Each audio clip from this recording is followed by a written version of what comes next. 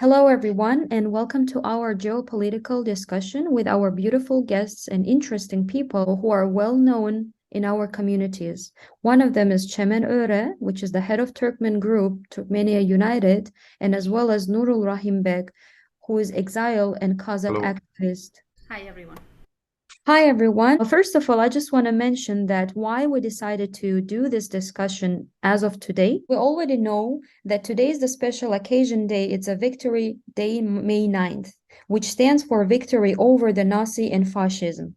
But we have to remember that the real fascism started at 1939 when Hitler and Stalin started the invasion back in Poland.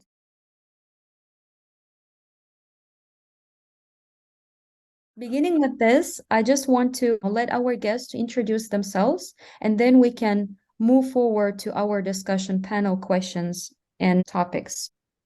So please, Chairman Ure, if you can hear me, can you just introduce yourself and tell us where are you coming from, like briefly about your background, what is your current position, and what are you doing as an activist and exiled person who is originally from back in Turkmenistan? There's not much to tell about myself. I'm an activist and I've started this group back in 2018, but I've been very active even before this. Nurul Rahimbek and me, we met actually much longer before in Kazakhstan when we worked for I worked for the OSCE election observation mission in 2004 for the parliamentary elections in Kazakhstan. And Nurul Rahimbek at that point was working for NDI. So since then, we've been collaborating with each other and doing different types of activities and basically working towards democracy in our own countries, especially against the dictators. The main idea for us is to fight not only just one dictator in each of our countries, but to actually fight the root of the problem, which is sitting back in Kremlin. What can I add? We will continue doing this. Today also is a special time when we are collaborating with the Ukrainian activists together with other American activists as well, and going to protest in front of the Russian embassy in Washington, D.C. I'm right now in Washington, D.C. Thank you so much. Thank you so much, Chairman Öre. It's very interesting and very useful information about your background. How about you, Mr. Nurul Rahim Bey? Like Jimin said, right now we'll be short talking about our bios. So she has already done a good deal of introducing me, like when we met, and I was at length working on promoting democracy actually since even 90s, end of 90s, and yeah, working at NDI, conducting all sorts of trainings for election observers. We've created first election observation network in Kazakhstan. Of course, authorities didn't like it, and since then I have problems with authorities, and that is why I'm not able to live in the country where I was born. Lately, I've been doing research against Kremlin, how Russia is trying to evade sanctions. And it's something that keeps them alive, keeps them going in their war against Ukraine, their inhumane war against Ukraine. Central Asian countries help them a lot with evading those sanctions. They have this parallel export, re-export to Russia in our goal is to make these things transparent and the world to know what's going on, so that those countries should stop their support of Russia in their war, like Kazakhstan supplying, let's say, supplying iron to Russia, which goes into the bullets that kill Ukrainians right now. So lately, I've been researching that, and we published a report about sanctions evasions, which was highly appreciated by the U.S. government, U.S. Congress, and the European Union. And yeah, lately there was a delegation from Kazakhstan, from United States Department of FAC. They came and said that this is the end line. You're gonna face secondary sanctions too if you're gonna help Russia. So I mean, of course, this is like in a nutshell what we're doing. But along with that, I'm a publisher. I'm a political analyst, so I write a lot of political articles related to democracy And that's why we joined our efforts together with Chemen to establish this coalition against Russia in our effort to build democracy. Thank you. Can I add here something else? Sure. So, on top of what Nurul just said and his efforts against the dictators and towards the democracy, I would like to add also that we're also working towards the betterment of the human rights in not only in our countries but also about its awareness in our countries and outside of Central Asia. We would the reason why we're doing this in English is because we would like to make sure that the world knows about our part of the world. Russian, Turkmen, Kazakh, we could have done it in those languages, but we think it is very important that we relay our message to the wide audience. Another thing that I would like to add is that even though our countries are taking part right now together with that dictator in Kremlin, it does not mean that our people stand for it. Mm-hmm. You have to make sure to know that people and the government are two separate entities. Mm-hmm. Government does not represent the people. That's why we call it a dictatorship. That's why we call Turkmenistan a second North Korea. Kazakhstan is not close to it, but it's also getting to that point where China is actually getting its claws in Kazakhstan, and it already got its claws in Turkmenistan. So what we call these people that are in our government, that are ruling in our country, we call them mankurt. And I think Nurul can give more information on what it is, what mankurt means, what it is to us. And I really would like to emphasize on the fact that the real patriots, the ones that are really fighting for the betterment of the country, for the motherland, for our freedom, we're all in exile. And this is the reason why, thank you so much. You mentioned that we are in exile. Thank you. Yeah. Yeah, this is very important. And thank you so much, Sharing, for such a deep explanation of each country. And I think it's not only related to Turkmenistan and Kazakhstan, but I think we do have even more voices and messages from the people of the post-Soviet Union countries, which are such as Uzbekistan, Tajikistan, whatever the rest of the countries. But as the main reasons, yeah, as you mentioned, whatever is happening right now, we do see a lot of help and support, no matter if their people are still out there and they're not aware of what's going on, but the government within their dictatorship and their push and force, they are on the side of the Russia. So before going to that topic, I just want to mention one thing. You can accept it as a question or just like analyzing the right way, but my concern is, do you think Russia is symbolizing and propaganding today's date as a special date, as a victory day, May 9th, over those post-Soviet Union countries, and especially pushing forward with current Ukrainian invasion situation? And what are you guys like thinking? And I don't know, like give your thoughts and opinions, what's going on, how that can happen, because as we already know that for past several years, we've never had such a big parades and like victory day occasions, holidays.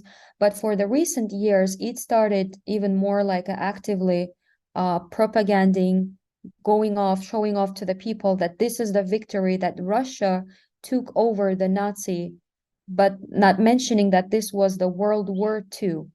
I can add a little bit and then I will let probably Nurul talk more on this subject because I think he's more knowledgeable since he's worked in many different countries and he actually worked in Ukraine.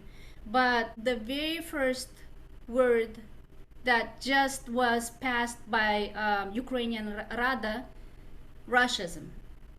Mm. This word we never had before.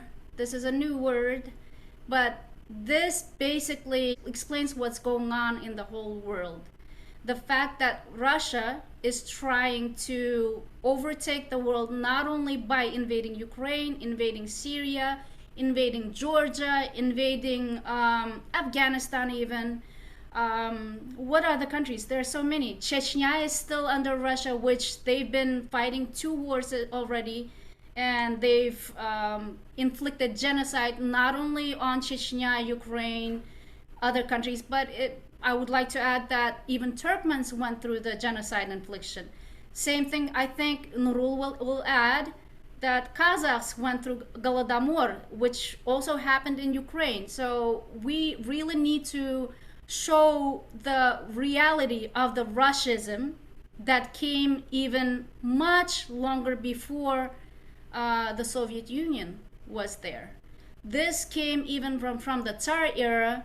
This been going on for centuries now, and I personally am against it, and we should not anymore give excuses to this, and I would call it Nazis. This is what I will call it, a Russism Nazis. So propaganda, talking about propaganda, it's been going on forever. This is not a new concept. But to stress on it, I can give you one example of the Russian propaganda that worked even on our country, on Turkmenistan. And this was more like a pilot project, because when we started our activism in 2018, Turkmenistan was not able to fight us. So what did they do? They employed the Russian FSB and GRU methods. They employed those institutions, and they were the ones that were fighting against us. In May of 2020, Channel 24 contacted us, and they wanted to do an interview. At that point, I did not know what this Channel 24 was. Later on, I found out this was the Kremlin's channel, basically Kremlin run channel. Yes. So even here, we can actually give you an example of how Russian propaganda sips through to our countries as well. It's not only in Russia, it's everywhere. And our countries are running the dictatorships. We can even here see the example of our countries being puppets. Like, for example, in the past, we know there were two people that were not Turkmens, that were actually not even two, three, but one of them died, and the second one actually died just recently. They were behind the curtain. They were running the whole propaganda, the whole government of Turkmenistan, and one of them is still there right now. One just passed away about 3 weeks ago or 1 month ago. But basically, these were Putin's puppets. But even before that, they were there in the government, and they were running all of the financial activities in Turkmenistan. So we got to show the fact that Russia has always been in, not only in Turkmenistan, but in all of these countries, controlling and telling us what to do, telling these puppet dictators what to do. They themselves do not have the knowledge, the power, nor do they have any ability to run the government. So Russism is everywhere. It's even in United States. Thank you. Before jumping into the Nurul's answers, Chairman Ora, we just want to clear out. You were mentioning those 3 or 4 people behind the curtains who are powering under the control the whole Turkmen nation and the whole government, even though, however, the government has the president. So can you mention, if you remember, any kind of name or last name whom you think those are behind the curtains?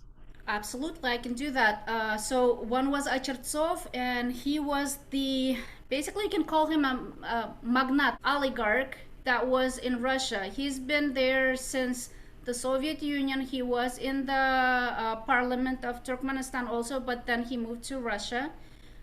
He passed away about probably 7 or 10 years ago. I can't remember right now either.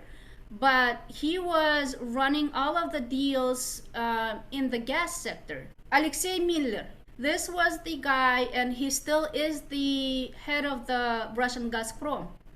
He's the one that has been running the Turkmen deals too, and he's still doing everything related to the Turkmen gas. So as you can see, we can see all of the connections here. Achertsov, the first one that ran the Turkmen gas and basically did those deals with Ukraine and Russia, through Russia and all that stuff. Another person I can also name, Radan, who also just recently passed away, died. That happened about a month ago, maybe less than a month ago. And the third one is Khramov, although I do call him Haramov in Turkmen because I go by the word haram. Um, one more thing, one more person I would like to add into this, Matvienko. Matvienko of the Russian Duma, who was the mayor of St. Petersburg. Her son has had construction projects in Turkmenistan. So basically, you can see how Turkmenistan is still in the hands of the Russians. Basically, you can see how it is all so much more deep in the Russian hands. And we, the people, we have no idea what's going on in Turkmenistan. We, the people, we have no clue, or we don't even have any part of the deals that are going on with gas. All of that money is going into the pockets of the Tohum, we call it Tohum, the family of Turkmenistan, which means the president and, well, actually, I will call him usurper, the usurper and his family. So that's called Tohum. Second one, it's going into Radan and Khramov's pockets. And of course, part of the deal is going into the pockets of Matvienko, Putin, and all of those oligarchs, basically. This is what I could add. Thank you so much, Shamanura. It's very valuable information. And I just want to add that it's very well known that the Turkmen nation is not familiar with all those, even last names, not like a regular person from the city of Ashgabat or somewhere from Mari will be knowing all this process because they are limited to those knowledge. They don't have any access. And that's the reason why the Turkmen government, I believe, they put their limitations of their Turkmen students and Turkmen, like in general, nation to get access to that much information and make it publicly. It's all well hidden, is in another way I can say. Okay, thank you so much. And I just want to hear also to the from the Nurul sides, what is his feedback and his thoughts about that how Russian symbolizing and propaganding all those victory days and the occasions of the witches are very active in the past few years. Thank you for giving me a word, and I would just underline that we have actually the same.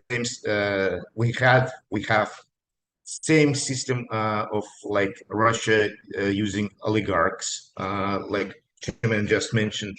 It's a group of Mashkevich. They like they represent managers, you know, for Russia and for Nazarbayev, Ibrahimov, Shodi. There was a group of people who were like managing resources, like all the chemical industry, you know, all the metal industry. So right now, that is where what Russia is being receiving from. They receiving these resources from Kazakhstan and you know, turning them into the bullets to direct them against Ukrainians. Now, let me gear towards the main topic of our discussion today is 9th of May.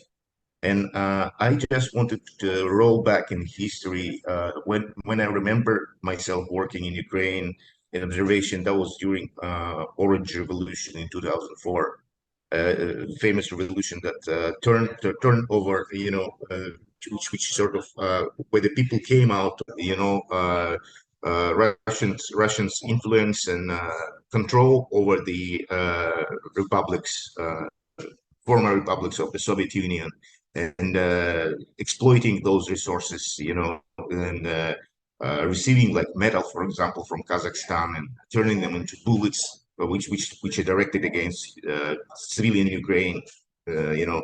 But let me gear towards back towards the main topic of discussion of 9th of May. So I remember rolling back in the history, like it was in 2004 when there was like Orange Revolution in Ukraine, and we did like observation mission. And then that observation mission, I noticed first beginning of influence from you know, Russia over the Ukraine. where the conducted propaganda. This ribbon, we call it Kalkalaradka, because it reminds us color of the Colorado bag. But it is called Georgievskaya Lenta, Russian. George, San George ribbon, which was given to the soldiers, symbolizing for colonization of our countries. In Kazakhstan, they were getting like medals with this ribbon, and Attached.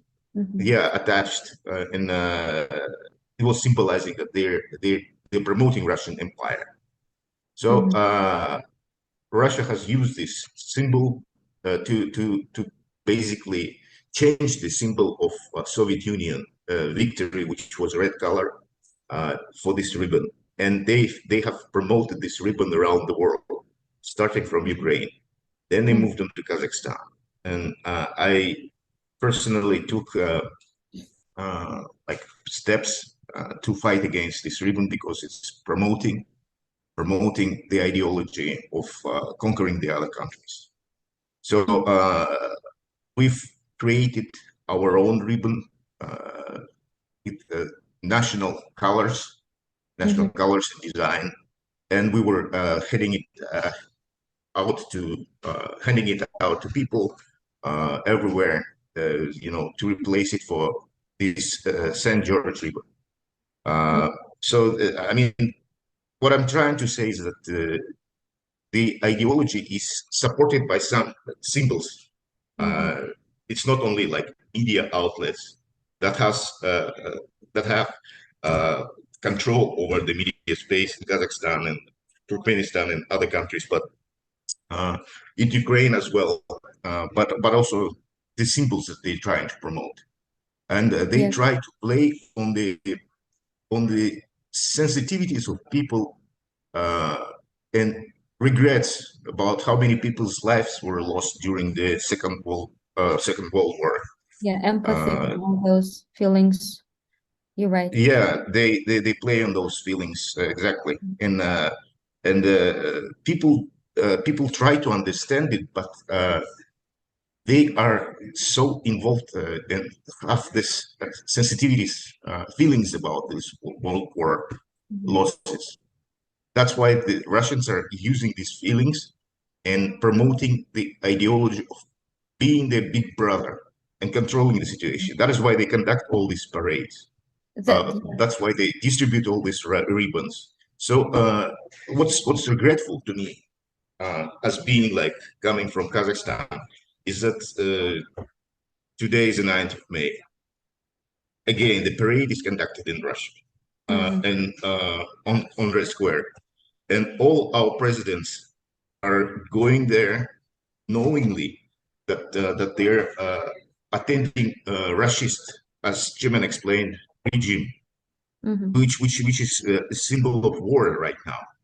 So in other words, they're rather showing that these countries are supporting the Russians' aggression against Ukraine by attending these parades. And it's very, very bad because since the presidents are coming from those countries, they send a very bad signal to their own people. So that's why it is very important for us to raise these issues, to talk about this topic, to create to dissolve this illusion of people, about The the reality. symbols of war. We're not saying that we're against the veterans. We are not saying that we don't recognize what fascists did to the world. We're against the Russian ideology promotion. We against control of our countries. That's why I'm doing all this work. And yes, I was involved, as I explained, activities before. Thank you. Can I add one thing, if you don't mind? While Nurul was saying about the propaganda, this for sure, Russia has excelled in its propaganda. As we can see, there is Margarita Simonyan, there is Solovyov, there is many, many, many other ones, Kisilov, all of these. But again, we have to look into the fact that the Russian fascism is exactly the same fascism that happened back in Germany. Why? There was Goebbels that was running the propaganda at that time. Read Orwell. Read all of these books, all of them. I mean, you can clearly see the same propaganda that is going on right now in all of these countries, in all of our countries, and that happened before. If it was only one Goebbels at that time, there are so many more right now in Russia. And Hitler's Mein Kampf is exactly the same reflection that is happening right now, what Putin is doing.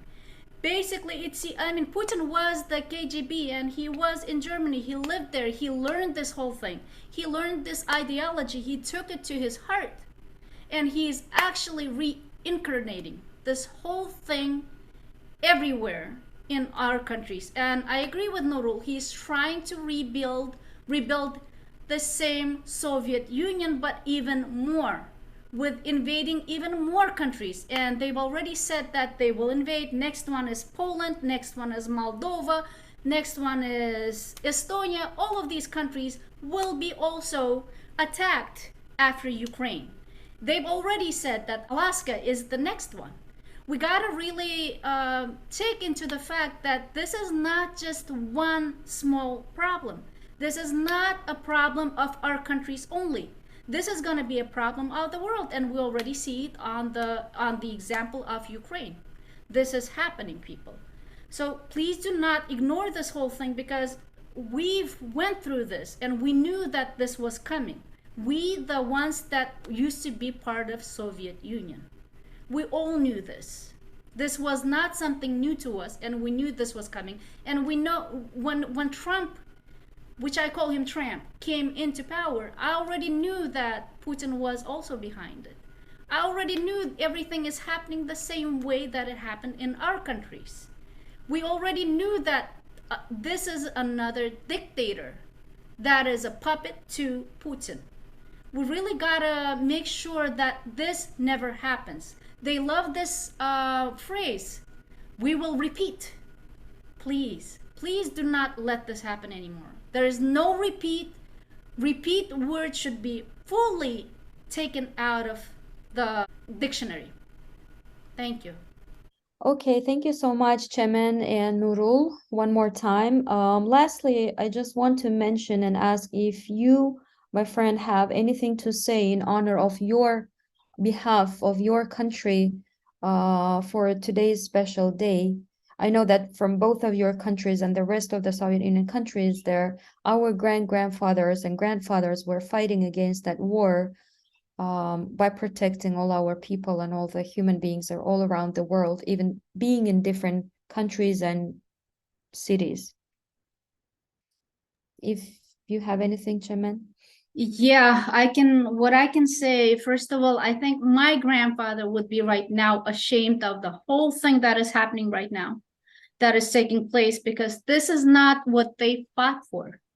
This is not what they wished for, and this is not what they would want to be happening at this time. They wouldn't want the fascism to be revived, and it is being revived by the Russians. It is being revived by the Russists. And here, lots of people say, Chemen, why are you being aggressive? I'm not going to be not aggressive to the aggressors. They are occupants.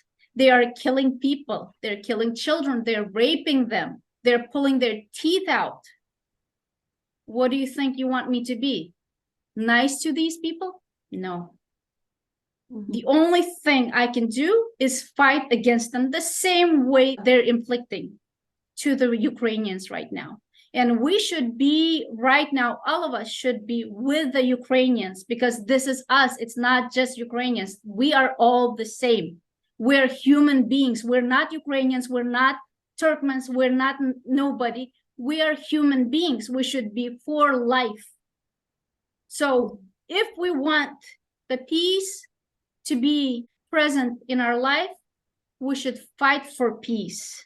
We should fight, literally fight, because what Russia is doing, they're killing not only the peace, but they're killing people. I would like to add that my grandpa, my mom's dad, he fought not only in Berlin, but he also fought in Japan too. He was sent to both of these countries. They went by foot to make sure that we have peace in the world. And also, I would like to add that it wasn't Soviet Union that won the war. It was the world, Americans, British, everyone was part of this victory day. So we cannot just say, oh, the Soviet Union did it. No, no. US provided land lease to the Soviet Union. And that's what made it possible to win. That's what made it possible to have the victory day, the D-Day. And this is our achievement. In the past, what I was told, Russians were not really in the fronts. It was the Central Asians. It was the people that they think are not people, not human beings. They call us, I'm going to use the Russian words that they call us. They call us chernozhopые. They call us обезьяны, monkeys, black bottoms. That's what they call us. We're not people to them. I'm not going to be nice to these people that think everyone else is not a human being. Maybe they should look at themselves. Maybe they are the ones that are not a human being. And I would call that nation, in Russian, I will call it to them, недонация. You are not a Nazi. You're Nazis. That's what I would call you. And Russia is the perfect word for you. Thank you. Thank you so much, Chamanura. How about you, Nurul? Do you have anything to add? Yeah, certainly. But I'll be short. Since we started remembering these stories about our involvement, and just what comes into my mind also from the stories that we've heard about our grandfather, who was actually, after the war, he never liked to remember the war. He remembered it with a tear in the eye all the time. Mm-hmm. He was a public actor. So he played in the theater, and yeah, he literally changed, the direction of his profession after the war, and he didn't want to remember that. And he got wounded in twice actually. Once the bullet passed like 5 millimeters from his heart, so he spent in the hospital some time and recovered, and then returned back to the war. He was at a machine gun operator. So they usually have like two people at the machine gun. One is supplying the bullets, another is shooting. So when he tried to get more bullets from his commander, so he was crawling away. That exact time, the landed in the machine gun unit and killed his colleague. So, and he got unconscious also after the explosion. When he woke up, he saw already that the village that they were protecting was taken by the fascists, and they were all around, and they were about to kill him. So what he did, he just crawled again away because he was wounded, and it was in Ukraine. And Ukrainian woman actually helped him and hided him from the fascists. So that story underlines exactly what Chimen was just saying, that it's not only Russians who won the war. Mm-hmm. It's all the people from Central Asia. They have huge losses. That is why we do not say we're against veterans, and we don't recognize 9th of May as a date of victory. We do, but we are against the usage of this date as manipulation to get control over the other countries and continue the policies of discriminating other countries, just extracting resources from the countries, taking use of these countries, and just treating people as not people. So I'm joining the effort and joining the speech that Chimen just said, but they should turn around and look at themselves. And we will do all possible to stop that provocations and manipulation of our minds, and minds of our colleagues, friends, relatives. So that's my wish, heartedly wish, and I'm going to contribute all my efforts. And thank you for this Yeah, thank you so much. opportunity to present our opinions and Yeah. have this discussion. What else I would like to add? In the past, when the World War II happened, all of the Turkmen women gathered all of their jewelry to help the front, to help the army. And this was not only fought by the men, but also by women. Women made sure if you look at in the past, in the history, or in the jewelries that we have right now, most of us don't have our heirlooms because it was all given to the front to help the army and to help this war to be won. So all of the people, everyone was taking part in the Victory Day. Thank you. Thank you so much, Chairman, and thank you so much, Nurul. And on my behalf as well, I just want to say just a few words in honor of my grandpa, who was actually father of my grandmother from my mother's line. She's still alive. She's back in Turkmenistan. She's originally from Russia, and she is an origin Russian woman who's around in her 80s. And until this day, and still, she is very thankful, first of all, to Turkmen land, to Turkmen people, not to the government, but to the land and people, that when the war started, her city, which was the Volgograd, was actually first battled, and she was the child of those group of children who were sent back to the Central Asian side. So her relatives also all spread it around the Central Asian countries who are still in there. There are some of them there, of course, they passed away, and some of them are still in contact. But what I'm seeing from that woman is that they are appreciating and they're not supporting, of course, whatever the current days are going on, but they are counting us as a Central Asian people, as a nation, not just the one who is fighting, just protect the country and just be the slaves of the whole Russia. And as the last words, I really appreciate and thankful for your both time and effort with putting all your information and thoughts, sharing your experiences and country's geopolitical situation, on which how post-Soviet Union countries are still under the effect of the Russia's oppression, and how the Victory Day, which is the today, May 9th, being symbolized and generated all over, and how people are back in those countries still are under that control, the big influence in support of Russia by ignoring current Ukrainian oppression.